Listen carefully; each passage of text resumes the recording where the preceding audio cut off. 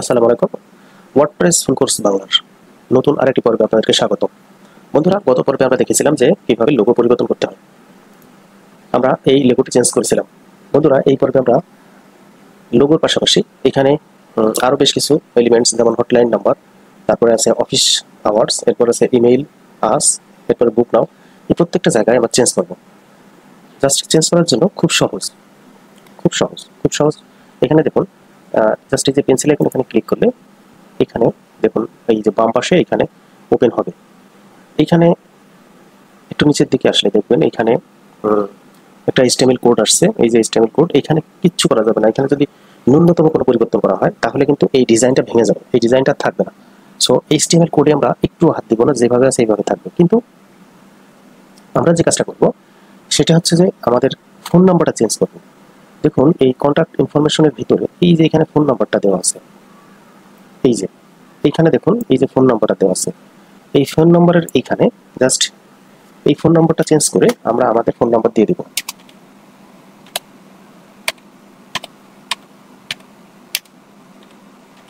দেখুন এইখানে জাস্ট যে ফোন নাম্বারটা ছিল সেই ফোন নাম্বারটা পাল্টিয়ে এই যে অন্য একটা ফোন নাম্বার এখানে আমি অ্যাড করে দিয়েছি। আপনারা এখানে অন্য কোনো কিছু চেঞ্জ করবেন না, অন্য কোনো কিছু। দেখুন এই যে HTML এর যে কোড আছে FL, তারপরে যে অন্য অনুযায়ী যে স্ল্যাশ আছে দেওয়া, ডিপ লেখা আছে, হাইপার রেফারেন্স আছে, এইগুলো কোনো কিছু চেঞ্জ করবেন না। এইগুলো যদি চেঞ্জ করেন তাহলে কিন্তু আপনারা কোনো ক্রমে এই ডিজাইনটা ঠিক রাখতে পারবেন না। সো আপনারা শুধু জাস্ট এই ফোন নাম্বারটা চেঞ্জ করবেন। আর যদি হটলাইন নাম্বারের যে হটলাইন নাম্বার, আপনি যদি চান যে হটলাইন নাম্বারের এখানে অন্য কোনো কিছু লিখবেন, যেমন আমি নাম্বারটা ঠিক থাকবে, আমি হটলাইনের জায়গায় কন্ট্যাক্ট লিখবো। দেখুন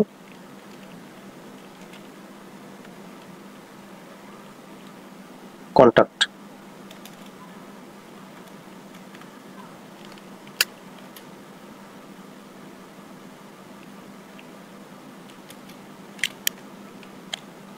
দেখুন এখানে এই যে হটলাইনের জায়গায় কন্ট্যাক্ট নাম্বার চলে আসছে। জাস্ট এতটুকু চেঞ্জ আপনারা করতে পারেন, বাট এর ভিতরের অন্য কিছু পরিবর্তন করবেন না। এবং চেঞ্জ করার সাথে সাথে এখানে পাবলিশ দিয়ে দিবেন, যাতে করে এটা পাবলিশ আকারে যে থাকে। এরপরে আছে এখানে যে টাইম, অফিস টাইম আওয়ার দেওয়া আছে। এই অফিস টাইম আওয়ার, এই যে দেখুন কোথায় অফিস টাইম আওয়ার আছে, এই যে দেখুন এর নিচেটা, এই যে কন্ট্যাক্ট ইনফরমেশন 2, কন্ট্যাক্ট ইনফর এই যে 2 ঘরে দেখুন এই যে এখানে অনেকগুলা HTML কোড আছে। এই HTML কোডের ভিতরে যে টাইম দেওয়া আছে, আপনি যদি চান যে এই 9টার জায়গায় আপনি 8টা দিবেন, তো সেখানে জাস্ট 8টা লিখে দেবেন। 8টা লিখে দিলে দেখুন এখানে এই 9এর জায়গায় 8 হয়ে গেল। এবং আপনি চাইলে এখানে এই এই এই যে লেখা আছে এই কন্ট্যাক্ট ইনফো থাক, কন্ট্যাক্ট ইনফো চেঞ্জ করবেন না। এখানে জাস্ট এই যে টাইটেলের পরে এই যে অফিস আওয়ার লেখা আছে, এই অফিস আওয়ারটা, এই যে অফিস আওয়ার, এই অফিস আওয়ারটা চেঞ্জ করতে পারেন। এছাড়া এখানে নিচের দিকে আর কিছু চেঞ্জ করা যাবে না, জাস্ট আর কিছু চেঞ্জ করবেন না। আর যা কিছু চেঞ্জ করবেন সব কিছুই আসলে এলোমেলো হয়ে যাবে। তো এখানে যে সানডে টু মনডে, এই যে একটা জিনিস আছে যে আপনি কী বার থেকে কী বার ক্লোজ রাখবেন, এটা আপনি চাইলে এখান থেকে নির্দেশ করে দিতে পারেন। যেমন এখানে সানডে না দিয়ে আপনি এখানে মনডে দিতে পারেন। সানডের জায়গায় যদি এখানে লিখে দেন মনডে, তাহলে দেখুন এখানে মনডে হবে। এই যে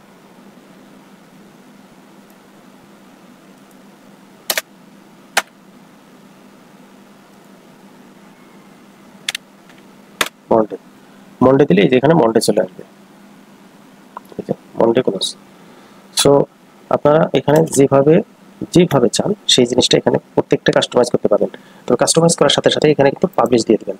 যদি পাবলিশ না দেন তাহলে কিন্তু এটা চেঞ্জ হবে না। এরপরে এই যে ইমেইলের জায়গায় আমরা ইমেইল দিয়ে দিই।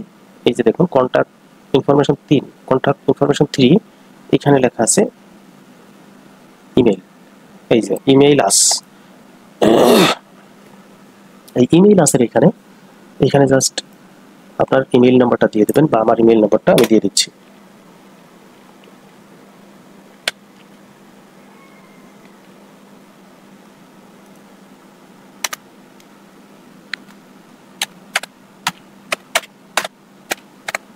দিয়ে দিলাম। দেখুন এখানে এই যে এই ইমেইলের জায়গায় আমার ইমেইল নাম্বারটা চলে আসছে। সো এইভাবে আপনারা প্রত্যেকটা জিনিস চেঞ্জ করতে পারবেন। চেঞ্জ করবেন সাথে সাথে পাবলিশ করবেন, চেঞ্জ করবেন সাথে সাথে পাবলিশ করবেন, যাতে করে এগুলো আপনি যে চেঞ্জ করছেন, আপনার ইনফরমেশনগুলো ইনক্লুড করছেন, সেটা যাতে এখানে থিমের ভিতরে আপডেট হয়। এরপরে যে বুক নাও, দেখুন এই যে বুক নাওটা আছে কন্ট্যাক্ট ইনফরমেশনের পরে বুক নাওটাও এখান থেকে চেঞ্জ করা যাবে। এটা একটু রিফ্রেশ দেই, এটা রিফ্রেশ দিলে এটা বোঝা যাবে। বন্ধুরা এইভাবে সবকিছু চেঞ্জ করতে পারবেন। এখানে কিন্তু সবকিছু পরিবর্তনযোগ্য, চেঞ্জযোগ্য। এখানে কোনো কিছুই এইভাবে আপনি রেখে দেওয়ার প্রয়োজনে আপনারা আপনাদের মতো করে সবকিছু পরিবর্তন করতে পারেন। সুতরাং এটা এই প্রত্যেকটা থিম এরকমই। থিমগুলো কাস্টমাইজ করতে হলে সর্বপ্রথম এখানে কাস্টমাইজের এখানে আসবেন। কাস্টমাইজে আসার পরে এইটা জাস্ট ওপেন হবে। ওপেন হওয়ার পরে উপরে পেন্সিল আইকন থাকবে, এই যে পেন্সিল আইকন, এইরকম পেন্সিল আইকনগুলোতে ক্লিক করে আপনাদের ইচ্ছা মতো যা খুশি তাই চেঞ্জ করতে পারবেন। তো বন্ধুরা, আজকের ভিডিওটি লং হয়ে যাচ্ছে। পরের ভিডিওতে আমি দেখাবো যে কিভাবে এই সোশ্যাল বারগুলোতে লিঙ্ক আপ করতে হয়। সে পর্যন্ত আল্লাহ হাফেজ।